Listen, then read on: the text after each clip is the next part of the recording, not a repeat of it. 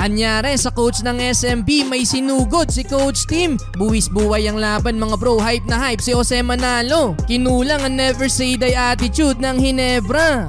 Game 3 semi-final sa pagitan ng Ginebra at San Miguel. Do or die game na para sa Gene Kings. Nag-adjust ng starting 5 si Coach Tim. Pinag-start na si Japet Aguilar, pantapat sa import ng Beermen. Unang nakabuta sa opensa, etong si Tony Bishop. 2 minutes pa bago may naka-score. Bawi si Abay sa SMB. Japet Aguilar putback sa mintes ni Scotty. Length ni Japet ang kailangan ngayon ng Ginebra. Counter run ng SMB. CJ Perez tuloy lang sa pag-atake sa depensa ng Gene Kings. Back-to-back basket para kay CJ. Another 2 points for Aguilar, papiso-piso lang. Kaso bad news nga lang, natawagan naman ng flagrant foul, penalty 1 ang import na si Tony Bishop, forcing him to sit out ng 3 minutes. Kaya naman nakakontrol ng SMB ang laban. LA Tenorio na pag-commit ng turnover si Boatwright. Na traveling ang import ng Beermen under 3 minutes, nagkasunugan ng timeout. Nauna ang SMB nang maitabla ni Scary Thompson ang laban, pero sumagot ng 2-3 ang Beermen mula kay Cruz at Trollano. Dito na bagyang namaga ang lead ng San Miguel, pero may ngirit pa ang Ginebra mula kay LA Tenorio, 5 straight points at buzzer beater mula kay Tony Bishop na ibaba sa 3 points ang lamang ng Beermen, 21-18 end of first quarter. Second quarter available na sa lineup si Terence Romeo pero di pa pinapasok. Tony Bishop bagyang binuhat ang Ginebra at kumana ng 6 straight points. Quality minutes ulit ang atid ni Jeron Teng, nakapagdala ng 4 points pero lamang na ang Gene King sa tres na to ni Stan the Man Pringle. Jamie Malonzo naman 5 straight points, naramdaman na din ang opensa. 32-28, lamang pa ng 4 ang Ginebra.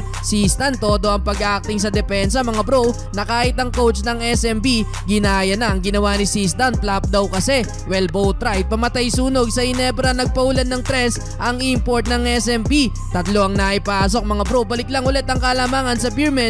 Buti na lang may bawi pa din ang Ginebra. Kahit papano naibaba nila sa isang lead ng SMB. Hinay pa ni Jose Manalo ang crowd. Scary Thompson, gandang reverse layup kontra kay Abay.